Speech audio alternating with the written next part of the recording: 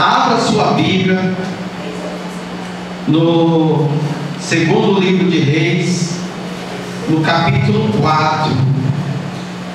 Glorificado e exaltado seja o nome do Senhor. Enquanto você abre a sua Bíblia, eu quero cumprimentar os nossos amigos internautas, a todos que nos acompanham pelo Facebook, que nos acompanham pelo site da igreja, a todos que nos acompanham pelo meu Facebook pessoal ou pelo YouTube. Quero dizer que Jesus te ama, que nós estamos reunidos aqui no Ministério Palavra de Vida, na rua Teodolino Pereira de Almeida, número 59. Estamos aqui todos os domingos às 18 horas, a partir das 18 horas, todo segundo sábado a partir das 19 horas e toda quarta-feira a partir das 19h30. Venha nos visitar. Deus tem uma palavra para você, Deus tem uma obra para fazer na sua vida. O nosso endereço aqui é na rua Teodolino Pereira de Almeida, número 59, próximo ao terminal Barapiranga, ao lado da Vimara. Venha aqui. Se você não puder, nos acompanha pelo Facebook, que é o Ministério Palavra de Vida São Paulo, pelo site da igreja, que é o www.ministeriopalavradividA.com.br, ou o meu Facebook pessoal, esse eu nunca erro, que é o Wilson Souza. Deus tem uma grande obra para fazer na sua vida. A igreja pode dar uma salva de palmas, glória a Deus. Glória a Deus. Aleluia. Glória a Deus. Segundo Reis, capítulo 4, a partir do versículo 1, diz assim a palavra do Senhor. O título é: Eliseu aumenta o azeite da viúva. E uma mulher das mulheres dos filhos dos profetas clamou a Eliseu dizendo: Meu marido, teu servo morreu, e tu sabes que o teu servo temia ao Senhor. E veio o credor a levar-me os meus filhos para serem servos. E Eliseu lhe disse: Que te hei eu de fazer?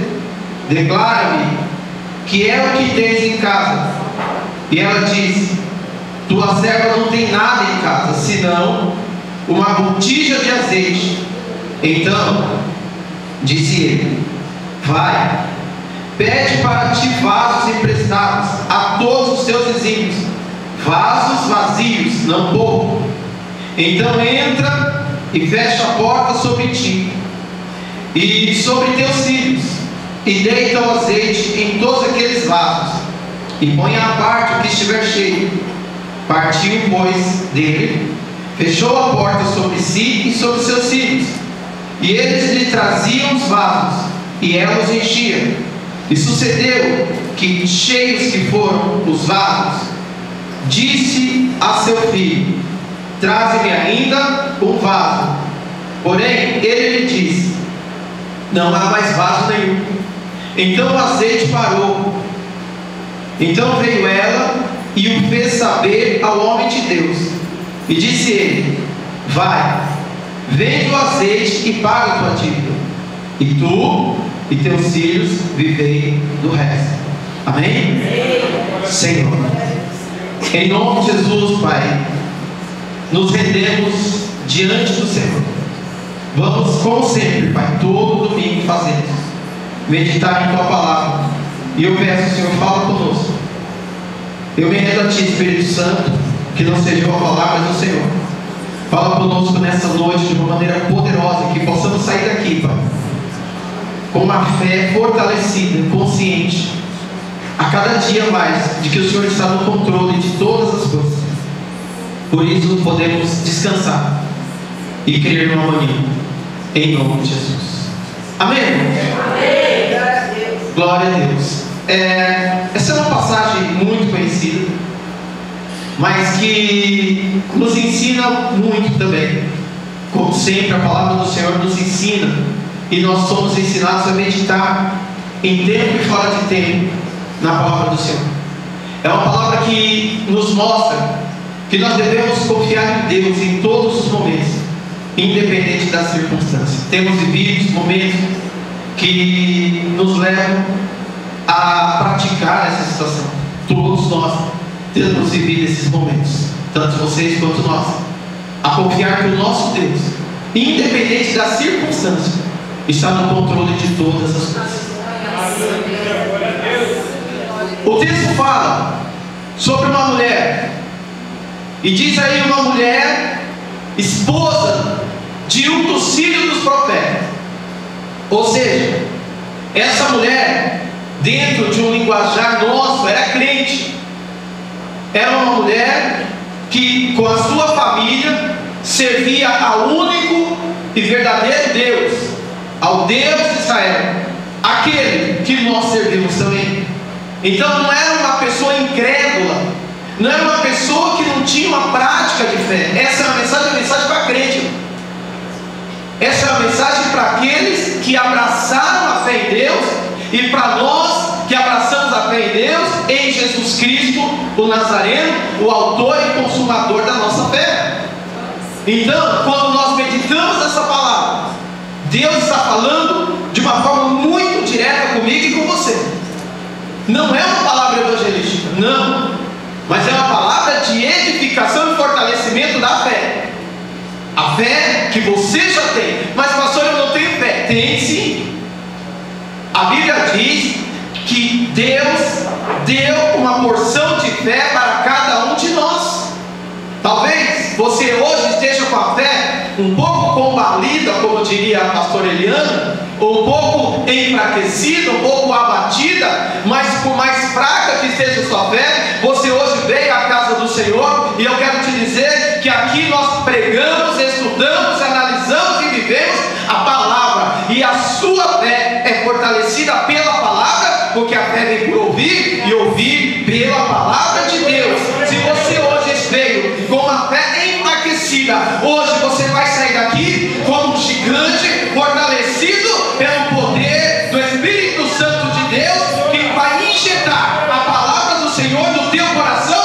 Você vai sair daqui cheio de ânimo, marchando rumo ao gigante e derrotando o gigante na força de uma leoa parida, na violência de um tigre violento, em nome de Jesus. Hoje Deus te fortalece e te levanta no poder e na autoridade dele. Se você crê nisso, engrandeça o nome dele.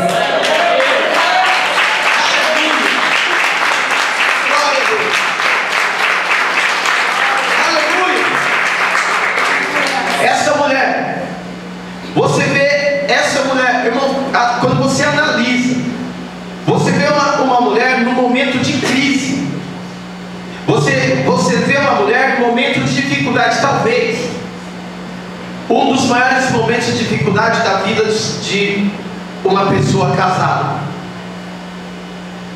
Ela perdeu o marido dela acabou de morrer. Ela acabou de ter uma perda em casa, então ela está num momento de abatimento emocional e psicológico.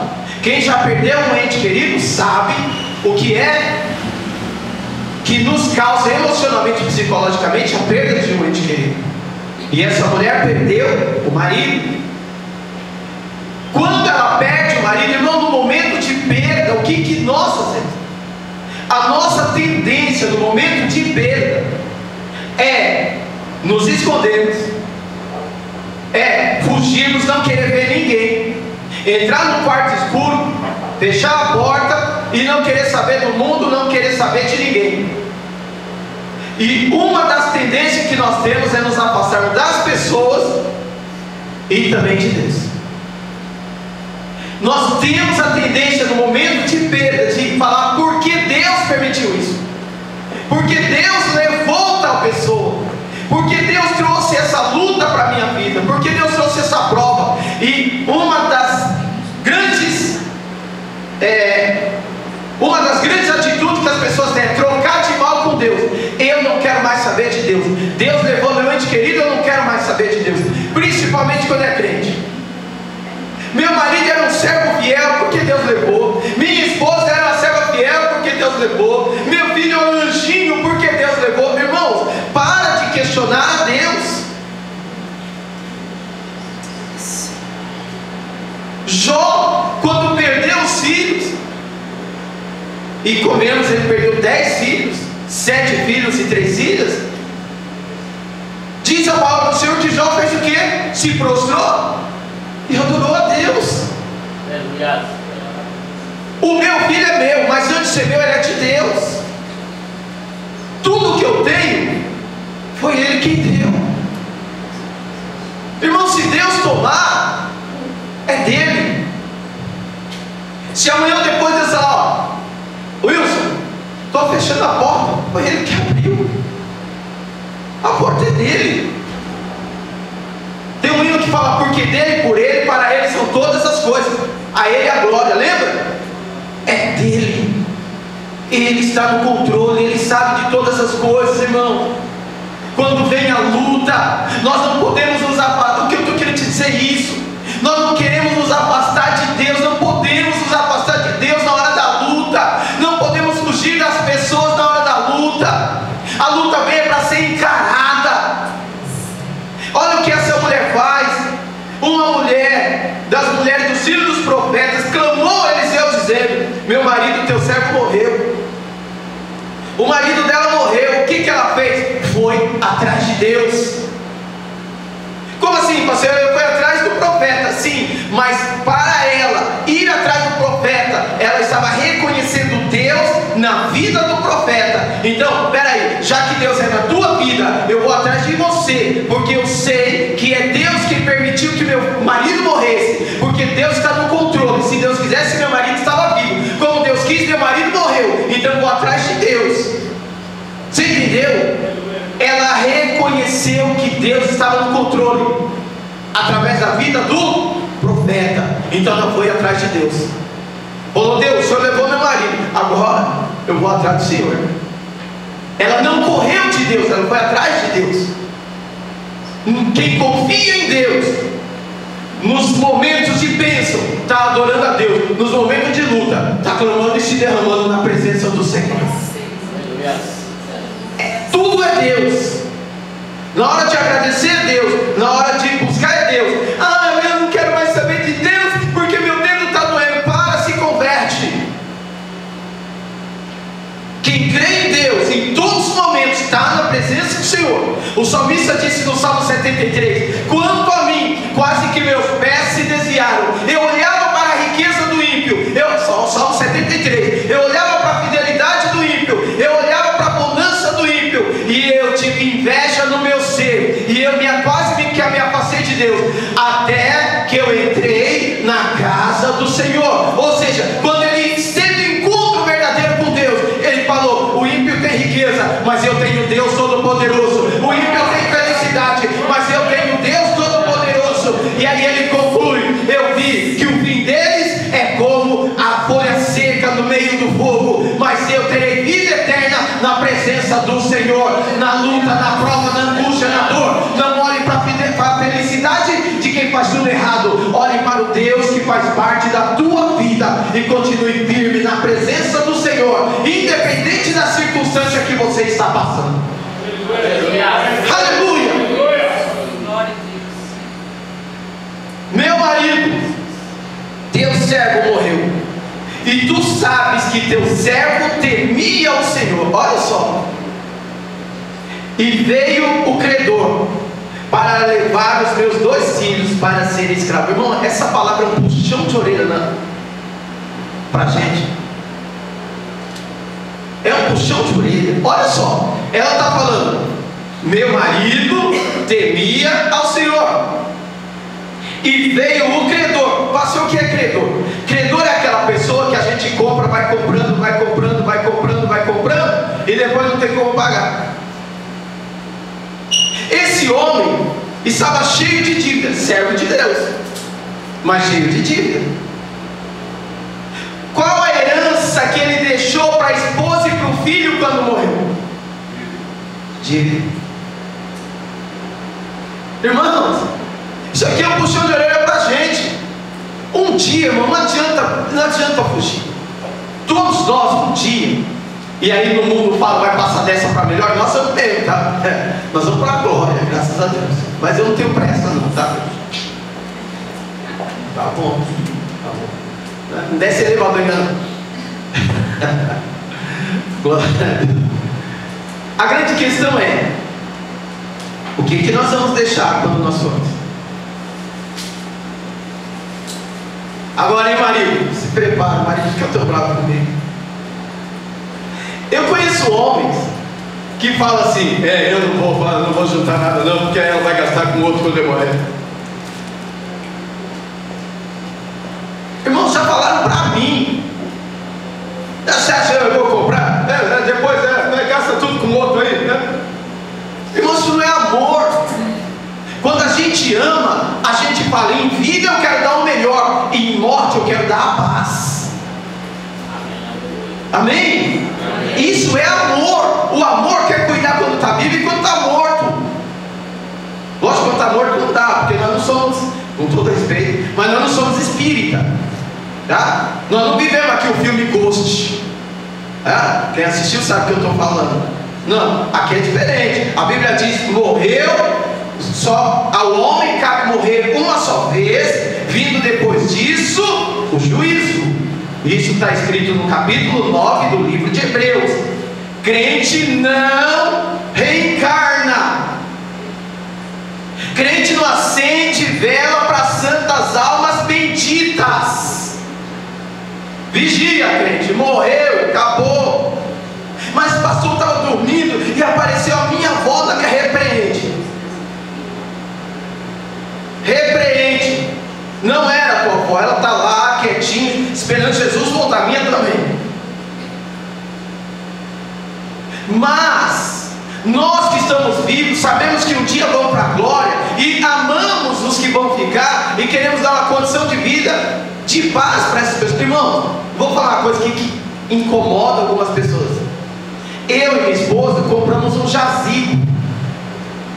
Aí passa um papo fúnebre. Você vai viver para semente, vai viver para sempre? Nós compramos um jazigo. Sabe por quê? Porque eu sei o que eu sofri quando minha mãe faleceu.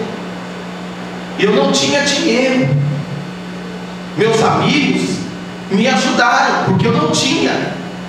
Então, quando eu partir, eu não estou fora do texto não, irmãos. Eu estou na mensagem. Quando eu partir, eu não quero ser como esse homem que deixou sofrimento para a esposa. Ela chegou e falou: meu marido cria em Deus e morreu, e veio o credor e está querendo levar meus filhos para serem escravos dele. Está escrito aí. Por que os filhos iam ser levados para ser escravos? Para pagar a dívida que ele não pagou em vida. Nós temos que fazer a reflexão sobre a nossa vida financeira, sobre a nossa vida material, e temos que repensar e começar a projetar a nossa vida para que no futuro tenhamos um descanso para nós, para os nossos filhos e para a nossa esposa. Pastor, eu não tenho onde cair morto. Eu não estou falando para você ir na sua força. Você serve a um Deus dono do ouro e da prata, que abre porta onde não tem porta. Aliás, hoje eu quero corrigir ao vivo. Eu várias vezes aqui comentei sobre um pastor chamado Ricardo Godinho. Hoje eu posso falar bem que é mesmo, tá, Godinho? Você não vai processar não. E eu ouvi, não, porque o Godinho disse que nós não devemos orar por bênçãos materiais, que é errado orar por bênçãos materiais. Eu ouvi pessoas falando isso. Eu falei: peraí, não é a minha Bíblia. A Bíblia do Godinho deve ser outra. Hoje eu ouvi o Ricardo Godinho corrigindo. Ele falou: não foi isso que eu quis dizer. Ele falou: o que eu quis dizer é que as nossas necessidades materiais, diante de tudo que Deus tem para nós, é muito pequena. O que Deus tem para nós é muito maior do que as nossas necessidades materiais. Porém, aí não foi ele que disse, eu digo. A minha Bíblia diz que Deus se preocupa com a menor das nossas necessidades. Deus cuida de nós. Eu creio num Deus que não quer que seus filhos passem necessidades. Amém? Amém. Mas o Godinho não disse que é errado orar por bênçãos materiais. Foi isso que eu ouvi dele hoje. Deus abençoe. Então nós concordamos, pastor. Deus abençoe. Um abraço. Ele vai ver essa fita um dia. Fita não. Eu estou na época da fita, irmão. Você acredita? VHS ainda. Eu sou daquela época do VHS. Vocês são jovens, não sabem, nunca viram. Mas vocês não conhecem VHS. Aquela que enroscava, né? Que rebobinava. Depois tinha que pagar na locadora porque estragou. Lembra? Isso nunca aconteceu isso com vocês, né? Já aconteceu comigo, gente. Coloquei no videocassete lá e daqui a pouco deu aquela mordida, sabe? Falei, meu Deus, chegou lá, tem que pagar. Pode fazer o quê? Vou pagar. Eu estou naquela época ainda, irmão, no VHS. Mas você vai ver esse vídeo, Coutinho. Minha culpa, tá? Minha máxima culpa. Esse homem deixou uma dívida tão grande que o credor, não é Satanás aqui não, irmãos, que o credor falou: vou levar seus filhos para serem meus escravos até a dívida ser paga. Em nome de Jesus. Isso aqui fala sobre como cuidamos de nossa família, como cuidamos dos nossos filhos, o que vamos deixar para os nossos filhos. Essa mulher não tinha como suprir suas necessidades. Aí vem outra lição que essa mulher nos dá. Uma mulher abatida psicologicamente, olha que tremendo.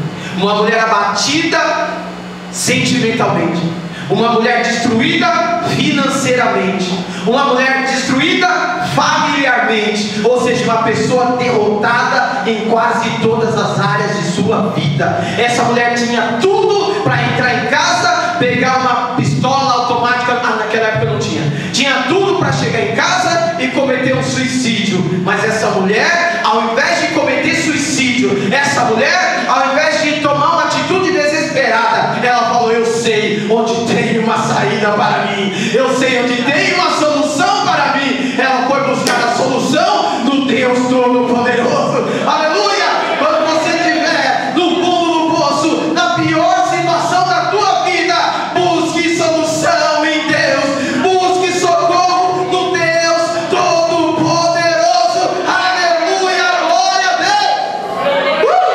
Aleluia! Se é para eles, glória a Deus, não sei melhor. Glória a Deus!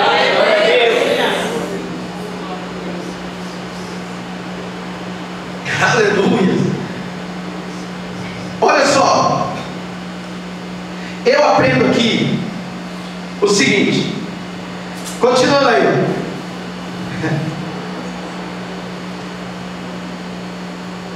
Qual é o próximo? Versículo 4, né? 3, versículo 2. O que ele fala aí no versículo 2? E Eliseu disse: que direi eu te fazer? Declara-me que tens chaves. Opa! Eliseu falou: que eu vou te fazer? Eu não posso fazer nada por você. O verdadeiro homem de Deus sabe que ele não pode fazer nada. Que te hei eu de fazer, mulher? Você lembra quando José chegou diante de Faraó? Faraó falou: olha, eu tive um sonho, José, eu não consigo interpretar sonhos, mas o Deus Todo-Poderoso pode interpretar o teu sonho. Que te hei eu de fazer? Irmãos, não adianta procurar. Hoje em dia tem um monte de pastor, de bispo, de apóstolo, de semideus, fala: vem para a minha igreja porque eu resolvo o teu problema. Mentira! A solução do teu problema e do meu problema vem de Deus, do Todo-Poderoso, do Senhor dos Senhores, do Rei dos Reis. É em Deus que você tem que buscar, e não num comedor de feijão. Eliseu era um comedor de feijão igual a todos nós. Por isso que ele falou: que tinha eu de fazer? Mas ele falou: peraí, o que você tem em casa? O que você tem em casa? Irmãos, eu aprendo uma coisa aqui. Deus usa, presta bem atenção, Deus usa o natural para realizar o sobrenatural. Pastor, isso é regra? Não. Deus pode também fazer o sobrenatural sem usar nada, apenas com o poder da palavra dele. Mas normalmente, a maior parte das vezes, presta bem atenção nisso aqui, para não entender errado o que eu estou falando. A maior parte das vezes, Deus usa o natural para realizar o sobrenatural. Amém? Olha só, quando lá em Mateus 15:34, tinha uma grande multidão com Jesus. A pastora pregou isso aqui sábado. Tinha uma grande multidão com Jesus. Já era tarde, hora da multidão se alimentar. E aí Jesus, os discípulos chegam e falam: olha, tem uma multidão aí com fome. Jesus fala: dá vocês de comer para eles. Mas eles não tem nada. O que vocês têm? Um tal de André foi lá e achou. Na primeira multiplicação, 5 pães e 2 peixinhos. Na segunda multiplicação, 7 pães e uns poucos peixinhos. Jesus pega 5 pães e 2 peixinhos e alimenta uma multidão. Olha só no versículo 37 e 38 de Mateus 15. Quem não tiver, está colocando na tela. Olha só o que está escrito ali, ó. E todos comeram e se saciaram, e levantaram do que sobrou. Quantos cestos? 7 cestos, cheios de pedaços de pães. Ora, os que tinham comido eram 4.000 homens, além das mulheres e crianças. Presta bem atenção. Aí tinha brincando 8.000, 9.000 pessoas. Jesus alimentou toda essa multidão com 7 pães e alguns peixinhos. Jesus pegou aqueles pães e fez o milagre da multiplicação e alimentou, mas ele pegou um pouquinho natural e fez o sobrenatural. Você está me entendendo? Amém? Amém? Jesus pegou um pouquinho o natural e fez, olha só, um dia, faz mim, irmão, eu gosto de correnteza. Um dia, Moisés estava com o povo, tinha acabado de tirar o povo do Egito. Chegaram em frente a um lago, lago de Mara. Mara porque as águas eram amargas. Chegou, isso está lá em Êxodo, se não me engano, Êxodo 15. Chegou na frente das águas de Mara. O povo descia para beber água, todo mundo chorando, morrendo de sede. As águas eram amargas. Falou: vamos apedrejar Moisés, trouxe a gente para morrer no deserto.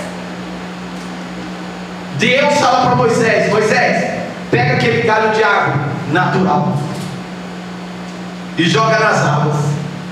Quando Moisés pegou o galho de árvore e jogou na água, a água se tornou doce.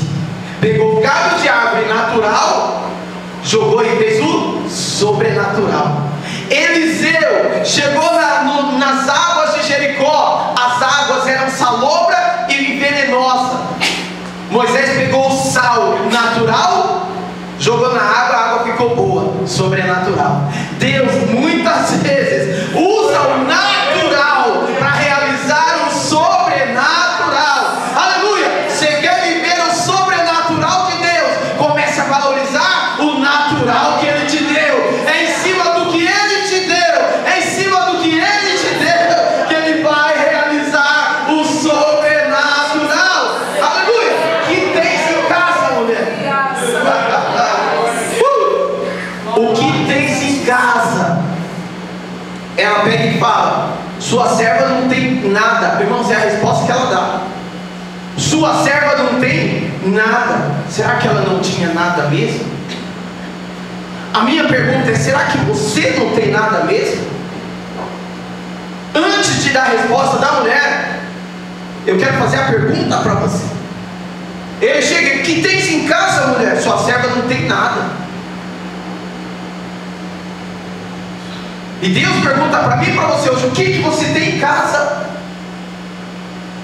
O que você tem em você e com você? Pastor, não tenho nada, será?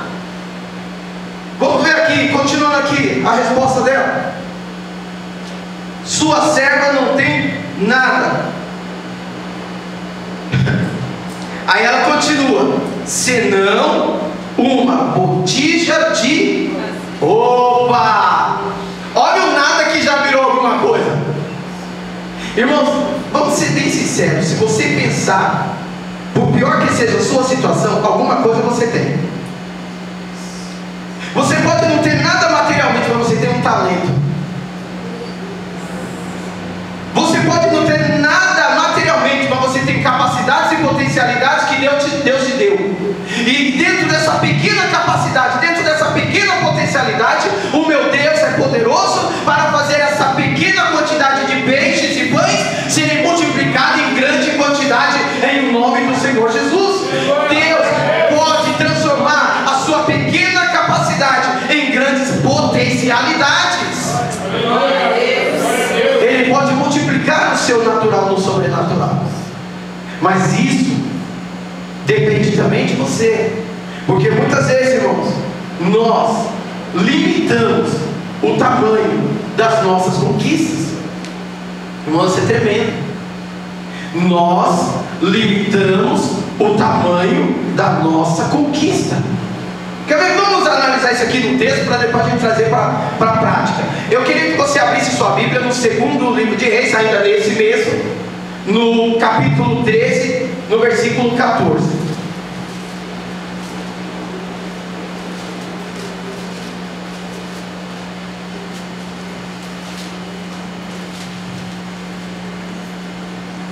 Olha só o que diz do versículo 14. Eu vou ler até o 19, depois a gente analisa rapidamente. E Eliseu estava doente da enfermidade de que morreu. Versículo 14, continuando. E Joás, rei de Israel, desceu a ele e chorou sobre o seu rosto e disse: meu pai, o carro de Israel e seus cavaleiros. E Eliseu lhe disse: toma um arco e flechas. Quantas flechas ele falou aí? Um arco. E quantas flechas ele falou? Não falou, certo? Presta atenção que o mistério está nisso aí. Continuando. E tomou um arco e flechas. Então disse ao rei de Israel: põe a tua mão sobre o arco. E pôs ele a sua mão. Eliseu pôs as suas mãos sobre as mãos do rei e disse: abre a janela para o oriente. E abriu-a. Então disse Eliseu: atira. E atirou. E disse: a flecha do livramento do Senhor é a flecha do livramento contra os sírios, porque ferirás os sírios em Afeque até os consumir. Versículo 18. Disse mais: toma as flechas. E tomou-as. Então disse ao rei de Israel: fere a terra. E feriu-a quantas vezes? 3 vezes. E parou. Agora o versículo 19. Então o homem de Deus se indignou muito contra ele e disse: 5 ou 6 vezes a deveria ter ferido. Então feririas os sírios até os consumir. Porém agora só 3 vezes ferirás os sírios. A vitória estava na mão dele. Ele deveria pegar aquela flecha e fazer: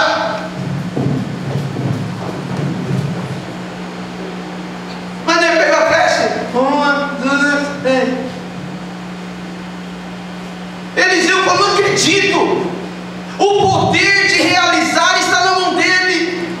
O poder de conquistar está na mão dele. Mas ele está limitando as conquistas. Eliseu, você devia ter ferido 5, 6 ou mais, e não só 3, 2, 3. Vocês estão entendendo, irmão? Às vezes, não, normalmente Deus coloca em nossa frente possibilidades, mas pela limitação mental que nós temos, nós não posso ir. Não, isso aí não é para mim. Não, eu não vou alcançar tanto.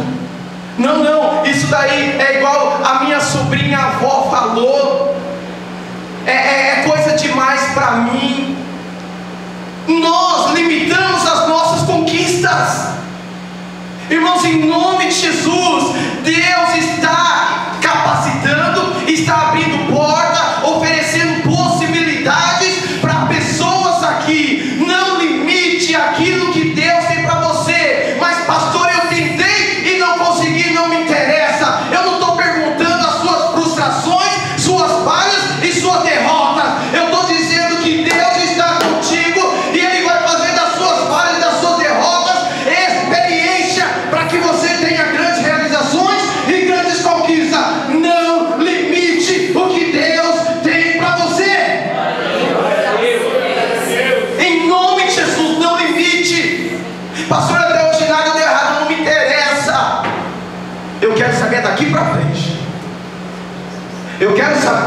de olhar para trás. Irmão, eu estou falando com pessoas aqui que não vai para frente, que só olha para trás. Se você ficar olhando para trás, você vai tropeçar, vai cair, aí que não vai mesmo. Para de olhar para os erros do passado, para de olhar para as derrotas do passado, para de olhar para as frustrações do passado. As pessoas podem te condenar, as pessoas podem apontar o dedo para você, mas Deus está dizendo assim: onde abundou o pecado, superabundou a minha graça. Vá e não peques mais, vá em frente, porque o Deus Todo-Poderoso está com você. E é um tempo de conquista, é um tempo de realizações, é um tempo de vitória em nome de Jesus. Continuando aqui, voltando para viúva. Voltando para viúva. Aleluia.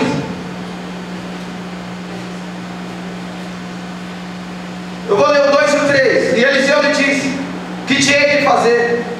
Dize-me que tens em casa.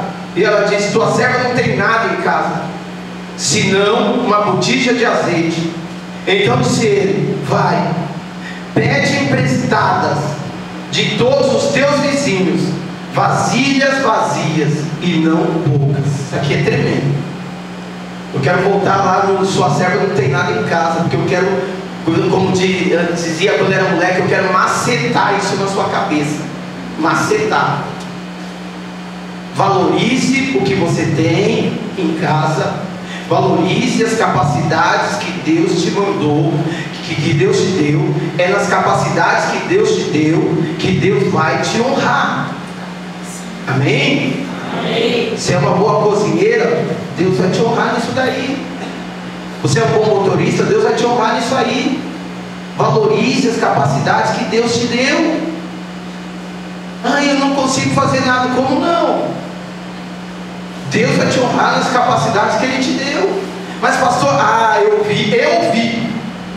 Pastor, eu não quero ficar nessa vida fazendo isso para o resto da vida. E quem disse que você vai ficar? Desculpa.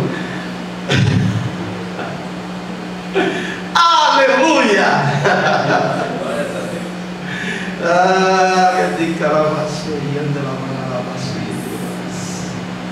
Quem disse que você vai ficar?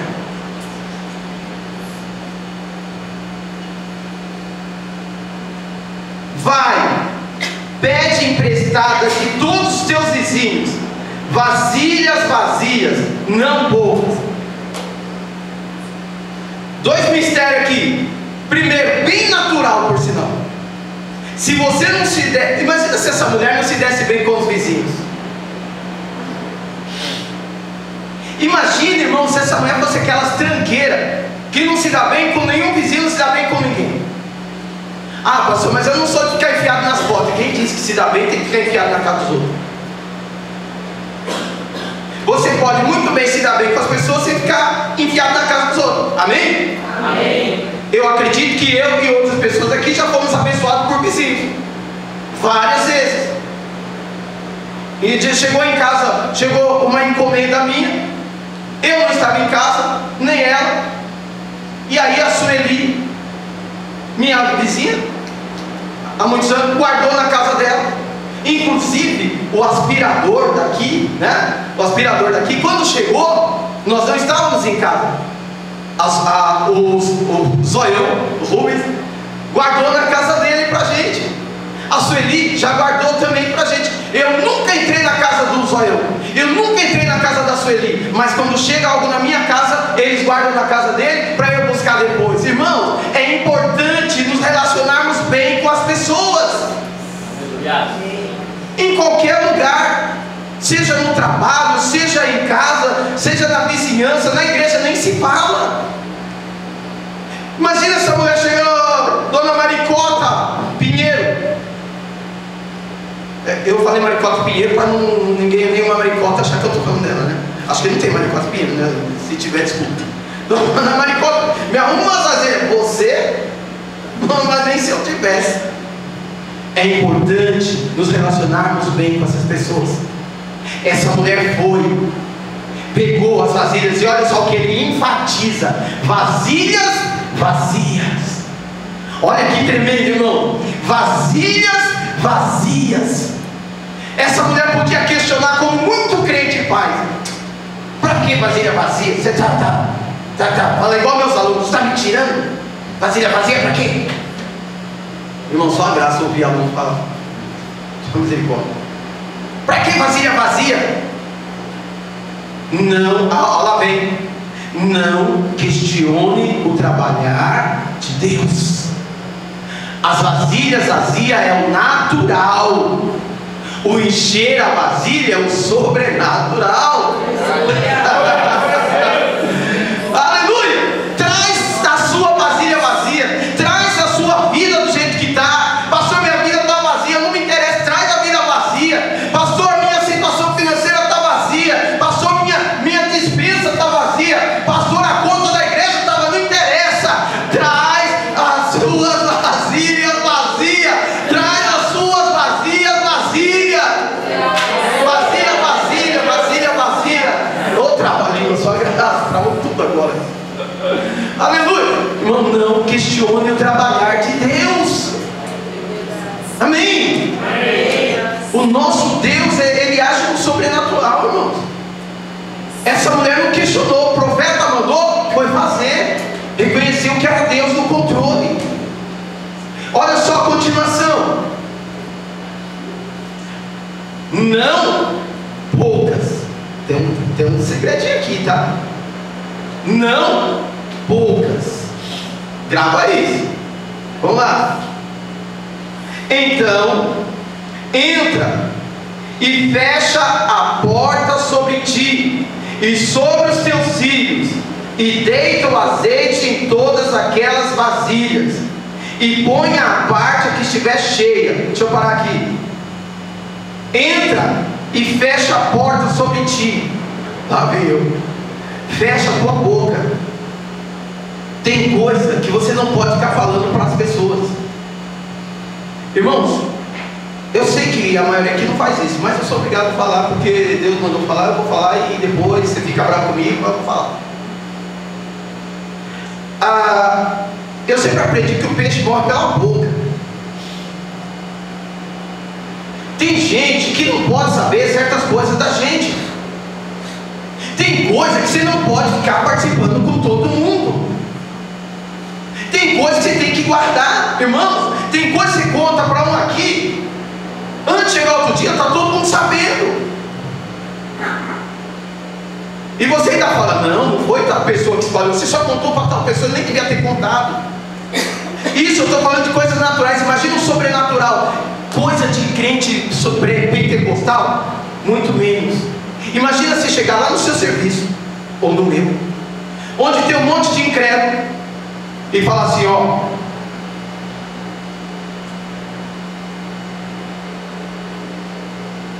hoje Deus vai encher minhas vasilhas vazias. Hoje Deus vai fazer transbordar. Sabe o que eles vão falar? Interna que é doido, matricula como inclusão. Porque a minha Bíblia diz que Deus escondeu a sabedoria dele dos sábios para revelar para os simples. Tem coisa que apenas pessoas que têm a mente renovada, como diz em Romanos 12, podem entender. O sobrenatural de Deus é uma coisa sua. Não saia espalhando para as pessoas, para aquela sua amiguinha língua aguda. Sabe como funciona isso? Desculpa, vou usar um exemplo de escola aqui. A menina, isso aconteceu com a menina, minha aluna, tá, gente? Não vou falar quem é. A menina chega e se apaixona pelo menino. Ela começa a contar para a amiguinha assim, aquela de ir no banheiro junto, sabe? A menina tem muito isso. Aí, posso ir no banheiro? Pode. Fulana pode ir comigo? Sabe o que aconteceu ano passado? A amiguinha de ir no banheiro junto começou a dar em cima do carinha que ela gostou. Tem gente que é assim.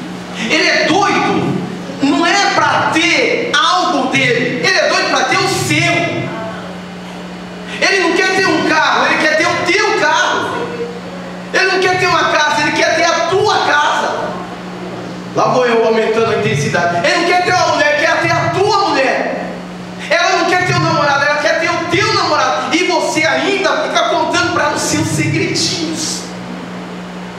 Fecha a tua boquinha. Em nome de Jesus. Aleluia.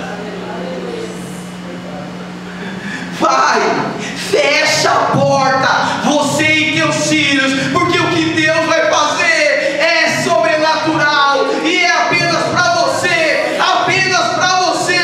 Não é para ficar dividido. Depois que fizer, Ele te exalta na presença dos seus inimigos. Enquanto não fez, fecha a tua boquinha e fecha a tua boquinha. E partiu, pois, fechou as portas sobre si e seus filhos, e ele lhes trazia. Irmão, ai, como eu queria ter visto isso. Desculpa, como eu queria ter visto isso, irmão. Imagina, vamos lá, 50 vasilhas. A mãe falando, que doideira. Eu estou aqui com esse pouquinho de azeite, quase morrendo de fome. Esse monte de vasilha. Eu estou normal, não é possível. Isso é doideira, gente. 50 vasilhas vazias, uma vasilha com azeite. Vem comigo, gente, entra na mensagem. Como é que isso aqui vai resolver isso aqui? O homem natural crê no que vê. O homem espiritual crê no que não vê. Se você não crê no sobrenatural, você não vai viver o sobrenatural. Milagre não se explica, milagre se vive. Pastor, eu não acredito, é problema teu. Eu acredito. Pastor, eu duvido, é problema teu. Eu não duvido, porque o meu Deus é poderoso. Lá vai ela, vira, encheu, mesma quantidade. Vira, encheu, mesma quantidade. Imagina 50 vezes ela enchendo esse aqui, mesma quantidade, enchendo mesma quantidade, enchendo mesma quantidade. Isso é poder de Deus. E eu ainda creio que Deus multiplica o azeite.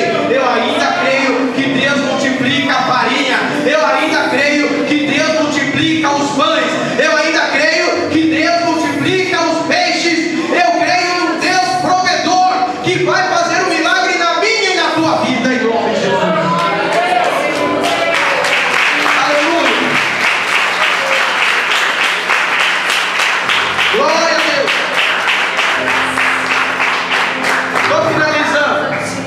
Estou finalizando. Ela chegou e falou para o filho: vai lá e busca mais.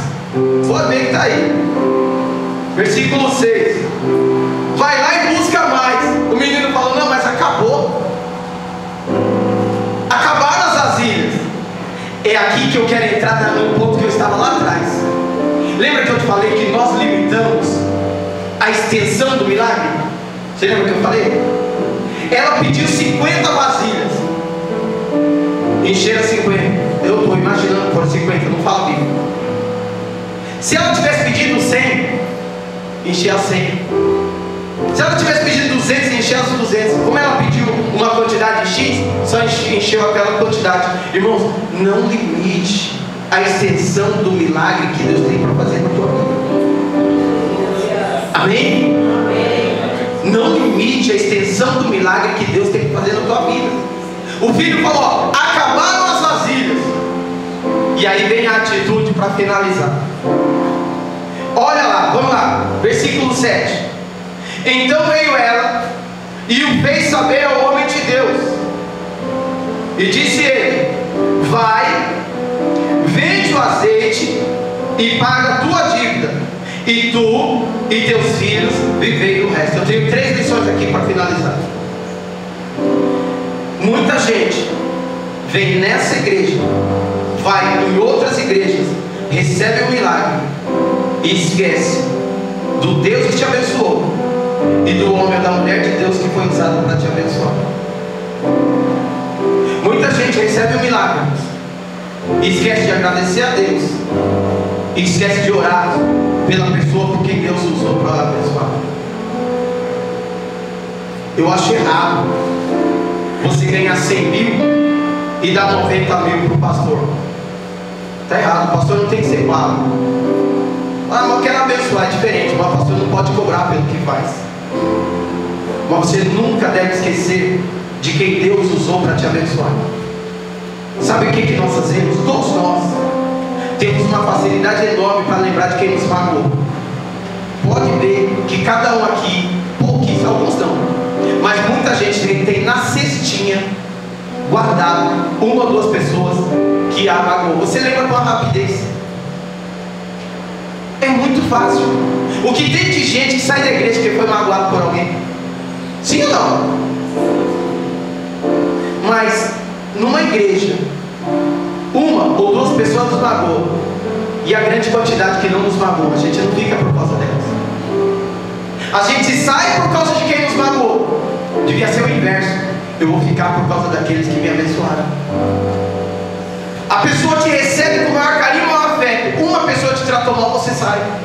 Porque nós carregamos na cestinha com facilidade quem nos magoou. Nós temos facilidade para guardar a mágoa. Temos dificuldade para praticar a gratidão. Essa mulher reconheceu que Deus usou o profeta. O que ela fez? Foi até o profeta. Ele me orientou para receber o milagre. Agora eu quero orientação para como que eu vou usar o milagre. Irmão, isso é lindo. O profeta me orientou para receber o milagre. Agora o profeta vai me orientar para como que eu vou administrar esse milagre. Aprenda isso. Aprenda isso. Que o seu milagre, e eu sei que você vai receber, eu não estou aqui de brincadeira, não sirva para te afastar de Deus. Que o teu milagre não sirva para te afastar da presença do Senhor, mas que o milagre na sua vida sirva para te aproximar mais de Deus, para te tornar um servo melhor, para te tornar um adorador melhor, para te tornar uma pessoa que busque a Deus em espírito e verdade e sirva a Ele constantemente. Finalizando, ele fala para ela: vai e paga a tua dívida. Servo de Deus não pode viver como caloteiro. Tem dois tipos de devedores. Tem aquele devedor que não tem como pagar, principalmente na conjuntura econômica e política do nosso país. Gente, acabaram com o nosso salário. Você vai fazer uma compra que você gastava 600, você gasta 1.200. E os caras falam que não tem inflação. E aí você contraiu uma dívida lá atrás. Não é que você não quer pagar, é que você fala, olha a fatura, olha o pagamento e fala: meu Deus, o que aconteceu que meu dinheiro miou? Então tem dois tipos de devedores. Irmão, eu não prego atacando ninguém. Tem aquele que não consegue pagar, e não é demônio, é o demônio da inflação e da má gestão desse país. Já tem um outro tipo que usa o demônio do cartão de crédito. Temos que repreender esse demônio. Irmão, tem gente que tem 5, 6 cartões de crédito. Para que tudo isso? E sai comprando, sai comprando, sai comprando, sai comprando, sai comprando. O servo de Deus, a serva de Deus não pode ficar com o nome sujo na praça porque foi caloteiro. Uma coisa é a inflação que nos detona, outra coisa é o caloteiro. Olha o que Eliseu fala: vai e paga as suas dívidas. O milagre primeiro é para que a nossa vida seja consertada. Mas o milagre tem uma segunda parte, que é a que a gente vai finalizar. Ô Senhor, dai-nos essa graça. Vai, paga a tua dívida e vivei do resto tu e teus filhos. Irmãos, Deus não quer que a gente viva uma vida de miséria. Deus não quer que a gente viva uma vida de necessidade. O milagre da nossa vida é para que a gente tenha uma vida boa. É para que a gente tenha o que comer, o que beber, o que vestir.